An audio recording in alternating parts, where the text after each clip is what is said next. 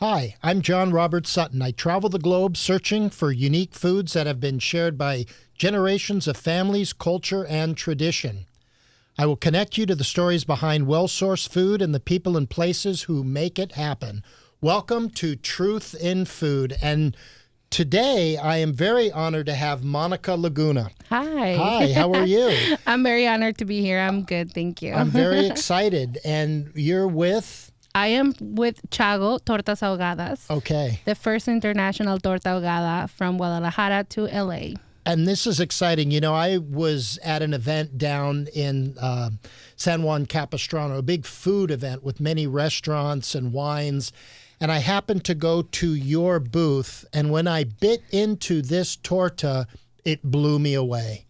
What is a torta? What is a torta? Well, it's Mexican but different.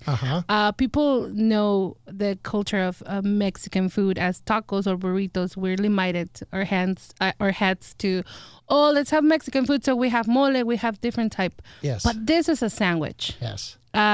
Made out of a crispy salty bread. That we are the only location out of Guadalajara who can make this bread. Mm-hmm. Okay, so it's a crispy salty bread. Fill it with a little hint of frijoles beans, and we put some carnitas that we make, Michoacan style carnitas. I don't know have your audience or you have tried before. You did obviously, but the carnitas is pork made, fried it, and then we put it inside of the bread. We dip it into a tomato sauce that it's filled with a lot of different secret spices.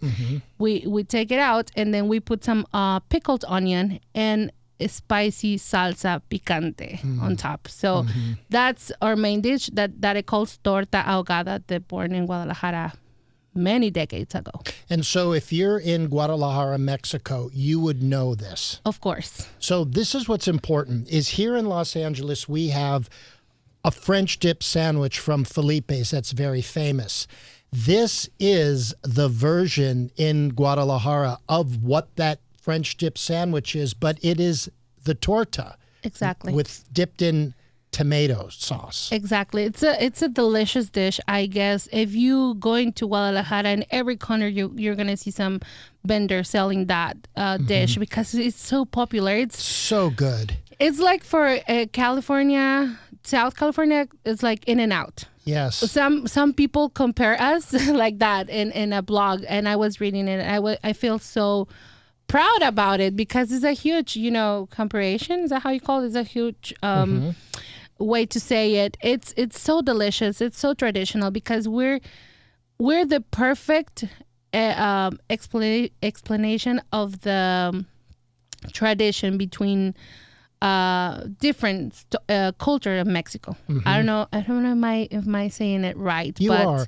Let's talk about your restaurant. Where is it located here? We're here in Montebello, 123 Washington Boulevard in Montebello, California, between Bluff and 4th Street. And the origins are where in Guadalajara? It's Avenida Patria 2310, and the south of Guadalajara. It's a very, I wouldn't say it is not fancy zone. It's just very popular. Traditional. Popular. Yes. Tell me about the history. How did this get started? Who started this in Guadalajara? Well, as you mentioned, Mexicans, we're mentioned before air that we all have nicknames. So Chago means a short way for the Santiagos. You know Santiago. Oh, sure. So Pepe is Jose, Francisco is Pancho, Santiago is Chago. Chago. So the owner is my uncle, and his name is Santiago. So people call him Chago. That's why the name of the tortas. He started selling tortas in 85, a very young age. And we started at the swap meets and then a little corner of a part of the city, and then it started growing and growing and growing, and so he had the chance to buy a house and build it as a restaurant there. Wow. And describe what the restaurant, the theme is like there. It's 50s vibes, actually. 50s. Yeah, he was born in Guadalajara in Santiaguito, Jalisco, that it's a little town near Guadalajara. but he was raised in Tijuana. So he always go to this Tortas El Turco.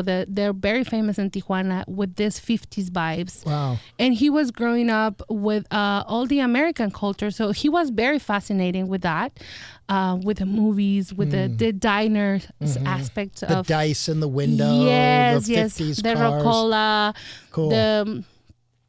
We have a big collection of sodas from the world. So it's part of the ambience, the memorabilia.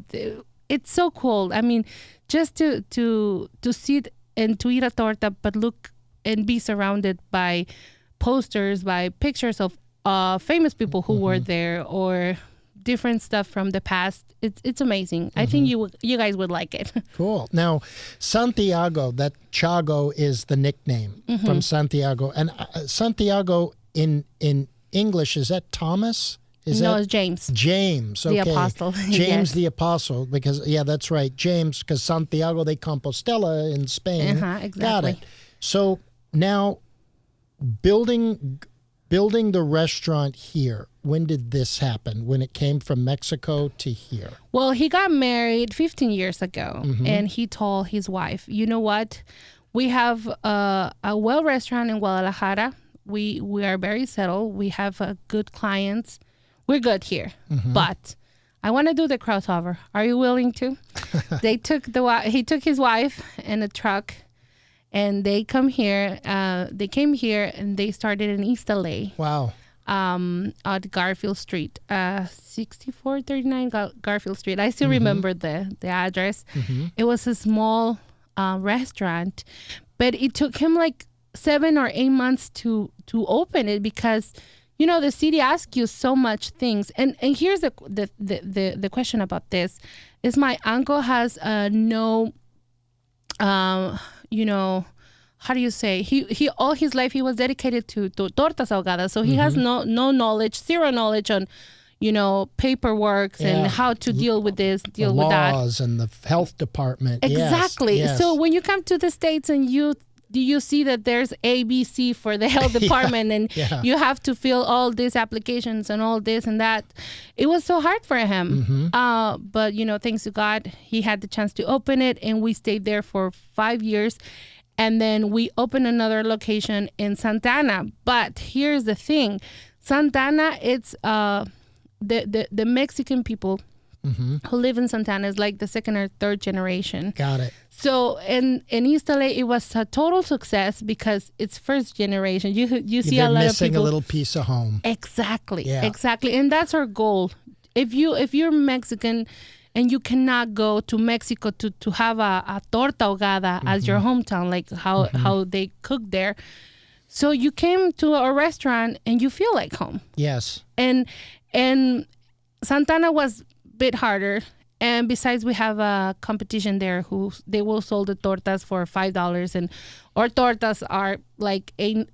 So $3 difference for people. It's like a big difference. Sure. So it didn't work. But after that, my uncle bought this old Taco Bell. And that's where we're located now. Oh, okay. We've been there since 2014, I guess. Wow. 5 or 7 years. I'm not pretty sure about that. But it has been amazing. It has been amazing. We are beyond happy. We are getting to know a lot of cultures, and people are getting to know us too. So it's been great. Now, I want to talk about let's break down this. To me, it's just an unbelievable sandwich. I love that French dip at Felipe's, but I'll tell you, after eating your sandwich, I'm switching because that carnitas in the bread. You make and bake your own bread. We make and bread.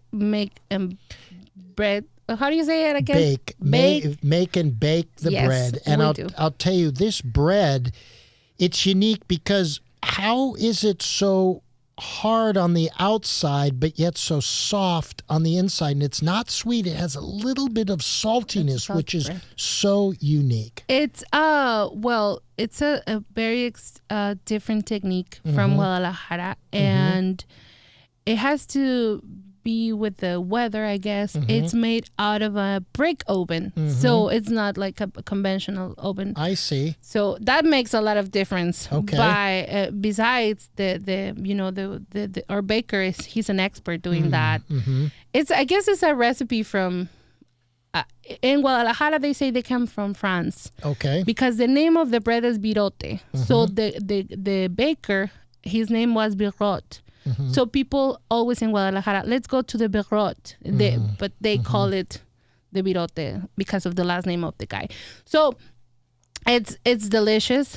As I mentioned before, it's the only place out of Guadalajara that we can make this bread. We've been in national TV 2 or 3 times. Just because of this bread. This is amazing. I think it's interesting for people to know French, right? So after Cinco de Mayo, the battle with the French that Mexico won, a lot of the French prisoners ended up in Guadalajara. Yes. And so the term mariachi means wedding in French.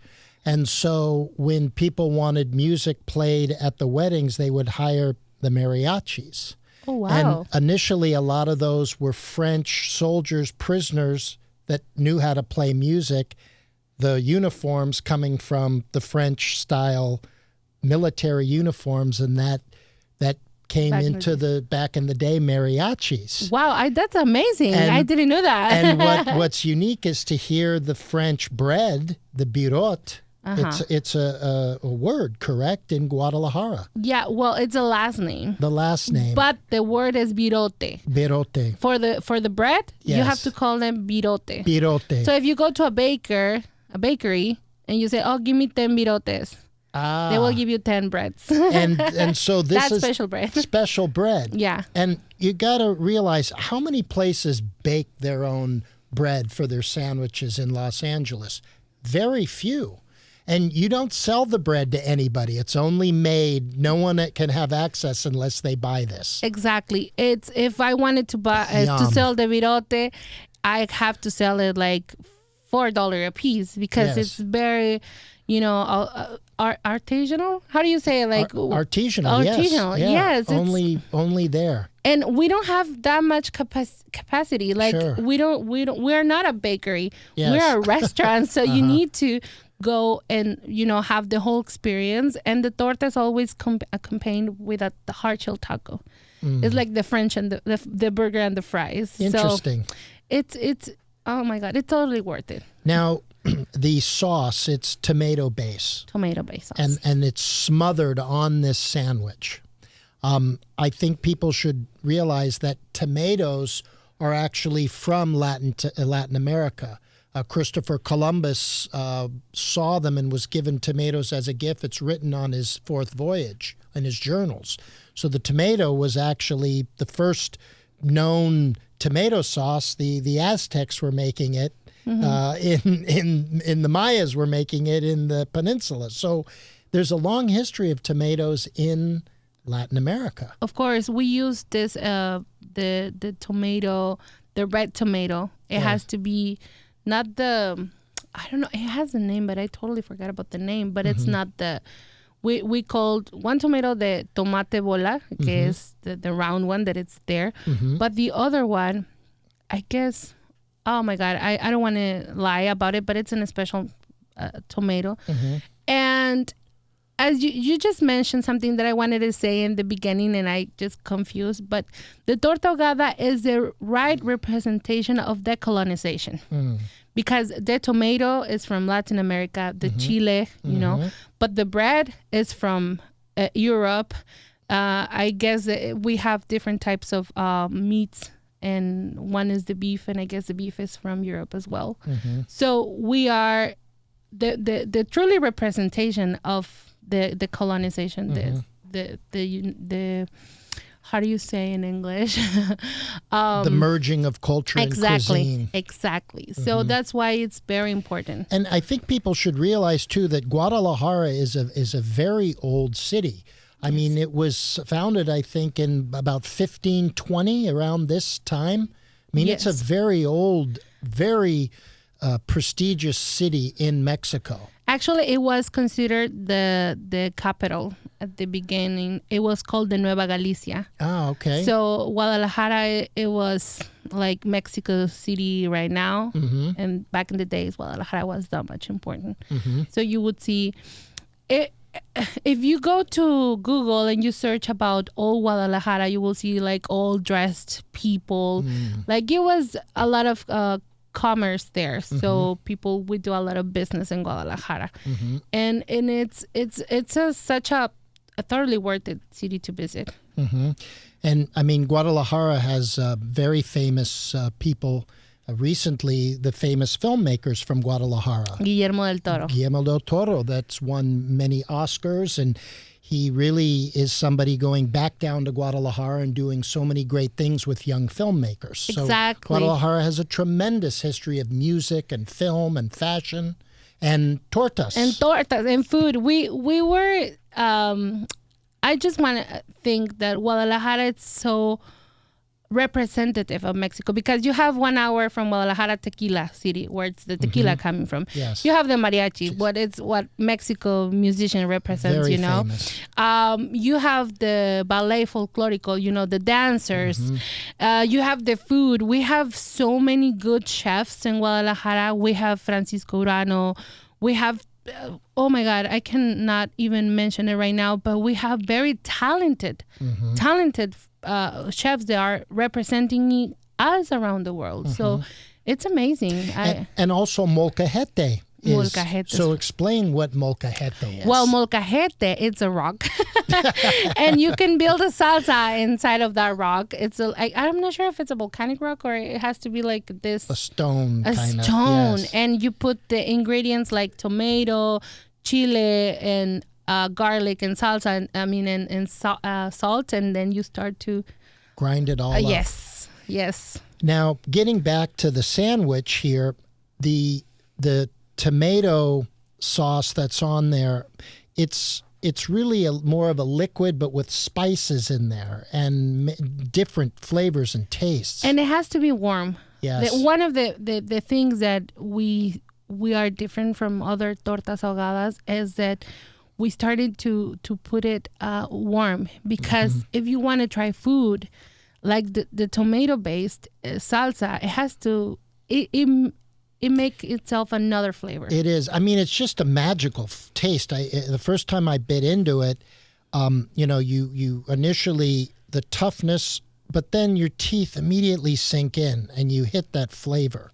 The onions, talk about those onions. Pickled onions. Yes. We called this amazing onions, se llaman cebollas. I want to talk in Spanish. I think in Spanish, and then I translate it to English. Cebolla desflemada. So sometimes this type of onion, pickled onion, goes on top of the mole too. I don't know if you have ever seen it, the mole with this. Yeah, and those pickled onions, there's not a history of it here, but they are so delicious the way they're pickled, and you're starting to see it more, but it just absolutely adds to the flavor of that sandwich. And it's so easy to do it at home. I'm gonna share this recipe. This is great. Listen to this. You've heard it from here. Yes, this onion will change your food forever. Do tell. Yes, because I'm not a big fan of onion unless they're like fried for the tacos. Yes. I really love tacos with fried onions, or this pickled onion. So you cut the onion in slices, and then you put pepper, black pepper, but how do you say when it's molido? I don't know. Ground pepper. Ground pepper, and then you add some salt. And then you put a lot of lime. So it has to be king lime. That's the name of, I do remember. The king lime is totally different than the yellow lime.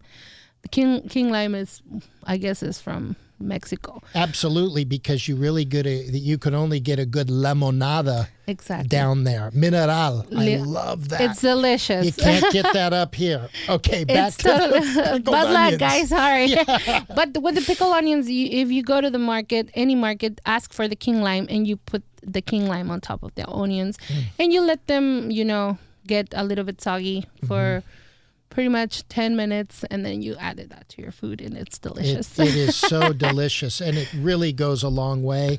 The carnitas, you make all the carnitas in-house as well? Yes. We ordered, the boxes of the carnitas. We order pork. And it's I always said, oh, don't worry about they're healthy porks. We look for the best quality of meat. We don't like the I don't know, we say gordito in Espanol, but it's like fat. Yeah. There's a lot of people who will sell you food they will sell you carnitas with a lot of fat. We don't like that. Yeah. You like the meat. Exactly. Because we sell in so quality. Flavorful. We take so much care on the quality. We always, pretty much every day, one of the managers or even my uncle, he does the condiments on the tomato-based salsa. Nobody can know that secret. It's a secret recipe. But he every time he goes to the restaurant, he tries the food because he wants to have quality. So the carnitas, we make it every day. And I noticed that. I mean, one of the things when I was at the booth, I go around and I kind of deconstruct and look at, and I can tell people cutting corners. But I looked at, here you are serving hundreds of sandwiches. Every one was just perfect.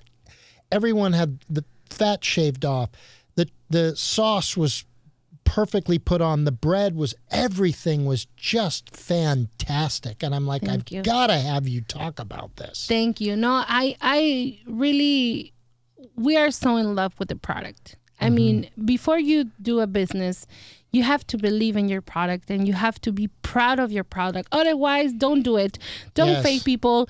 Don't take the money for them. It's not fair. People is going to pay you $8 or $9 for a sandwich. Please do it well. And even if you have tacos or these gourmet tacos that are coming out from everywhere, they want to sell you a taco for $7. Okay, I'll pay it, but why are you giving me there? I won't. I mean, I just am so used to quality. Exactly. Going to Mexico. And again, I think it's really interesting for people to understand that Mexican food just isn't tacos. In fact, it traditionally isn't even a burrito. Go to Mexico City and Guadalajara and find a burrito on the menu. There is not such thing as a burrito. So you are having really Mexican traditional food in a sandwich called a torta. One other thing I wanted listeners to know is that you serve what's called a michelada. Yes. Explain what a michelada is. I'm going to say it in an easy way. A michelada is like a beer Bloody Mary. Okay. So we use this, any kind of beer that you like. I really like the dark beers, like Negra Modelo. That's what I did say. Black beer, because my English, Negra Modelo. Obscura. So obscura, cerveza obscura. I like obscura. I like clara. I like clara too, but obscura is, oh my God. So it's clara is clear, obscura is dark. Yes. So sorry, we're bantering back and forth. I really want to apologize to your audience. I've been having so much problems with my English. Not at all. Not at all. I love it. It's authentic. Thank you. So we put tomato. Yes. The michelada has to have tomato juice. We put another different type of salsas, and we put a lot of tajin. Do you know how the tajin very is? Famous tajin, also from Jalisco. Jalisco. Yes, near to I don't know which city is, but it's near from Guadalajara. Yes. It's in Jalisco state. So the michelada, it's so famous in Mexico. I guess now every Mexican restaurant has a michelada option, but our micheladas are different. They are authentic and they are the best. I mean, if you want to have the real experience, because so many people are opening up Mexican restaurants, but do they have that authenticity? It's tough. It really is. But you got that authenticity. The unbelievable taste of that michelada. Plus you've got the torta. I mean, you really got it going there. You must. I guess if you're tired of eating the same thing every day, with all my respect, I love Chipotle. I really love Chipotle, but they selling Chipotle as Mexican food, and probably is, but it has not the authentic flavor of a Mexican food to me. you know. But if you're tired of eating the street tacos, that they're delicious, and I love street tacos. Well, you're being very kind. You're being very nice. Well, let me tell you something. Chipotle, to me, it's not Mexican food. No. Okay, it isn't. And I appreciate your kindness. I wanted to be kind. I can say it. I'm not going to Chipotle for Mexican food. I'm going to Chipotle for some American concept of what Mexican food is, but it ain't. It's like a Taco Bell. I mean, I have a problem with Taco Bell now. I think last year they rated as the best Mexican food in the States, and I'm like, oh no, they haven't tried my food yet. I know. I don't know. I think that was a bad mistake, and I do respect every restaurant has their history, and every restaurant has the bow to be open and to be there outside selling food. But this torta ahogada will totally change your life and will totally change your how do you say, your tu pensamiento, like your idea of what Mexican food is. It's addicting. I mean, this sandwich, there's just something about it that I couldn't get it out of my mind. You know, there's something that it just is creeping into your memory and your taste buds. It is so good. Thank you so much. Do you have dessert? Yes, we do. We do have one special dessert that it's like the Mexican creme brulee. Flan? It's not the flan. No. It's jericaya. The name jericaya. What is this? I'll bring you some tomorrow. But man. it's like a pudding. Okay. Like I said, it's like a creme brulee because you put all the ingredients and you put it to the oven, and once that it's ready, the same product, the same ingredients make a little layer. Yum. A dark layer that covers the whole the whole flan. I mean, not flan, but the whole pudding. And you took it off and you refrigerate it for an hour. When it's ready, you eat it. It's delicious. It's sugar. It's egg based, so it's delicious. Those and are vanilla. So good. I mean, now I'm like, I want some. do you ever do? Boy, it's a dessert. When I'm in Mexico, I run and eat it. It has the rice in there. It tastes like vanilla with little bits of rice and like a pudding. Arroz con leche? Yeah, arroz con leche. My mom does arroz con leche. She does the best arroz con leche. I can't eat arroz con leche up here. Oh, it's in Mexico. It's unbelievable with the canela and the vanilla. And some people put raisins. Yeah, the raisins. Yes. Yeah, some people does it. My mom does it. I don't like raisins, but it's very known with raisins. Yeah. And what are some other dishes that you serve? Well, we pretty much have 3 dishes. The torta ahogada, that's the main star. The famous torta ahogada, dip it into tomato sauce with carnitas and frijoles and pickled onions. That's our main dish. But we have like the sidekick, like the tacos dorados. They're hard-shell tacos. And that's a vegetarian option for all the people who are looking for veggies or vegan. We do have an option for vegetarians because these tacos are made with original frijoles beans, so they're like 100% beans. For the tomato, we use tomato, but for the potato, we use potato, but it's a different kind of it's processed potato, so it's not too I don't want to say it's not authentic because it is, but it's I don't know how to say it. So that vegan option. Yes. So organic. Yes. That's the word. Yes. We have potato and we have beans, and we put carnitas on top if you want to, or we can put chicken or beef, and we put some cabbage, tomato sauce, and pickled onion. So that's one of our best, most selling, the hard shell tacos. And we have the tostadas. You know, everybody knows a tostada, what it's like.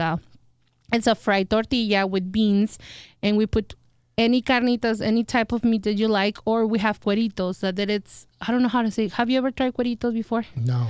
Cueritos is like a pork skin, but pickled, you know? Yeah, interesting. Like chicharrón, but like chicharrón. Pickled. Exactly. So good. It's so good. Totally worth it. Well, I just wanted to say thank you so much for coming. I'm here with Monica Laguna from Chago Ahogadas. Ahogadas, yes. Which is the best Mexican torta you're going to have here in Los Angeles. So thank you so much for coming. No, thank you for having me. And sorry about my English translation. It was fantastic. Are you kidding me? It was better than most Europeans that come over here and hack at it. No, thank you so much. I really wish you guys the best. I love the content, and please visit a restaurant, visit our location. And if you heard from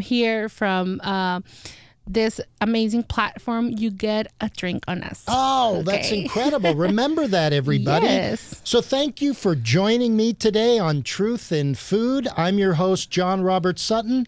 This program is produced by Swedish Egil and crew at Groove Radio Studios in downtown Los Angeles.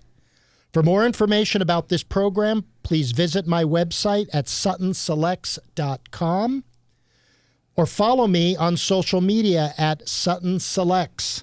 And if you like this episode, please subscribe, rate, and review. I appreciate your feedback, and see you next week.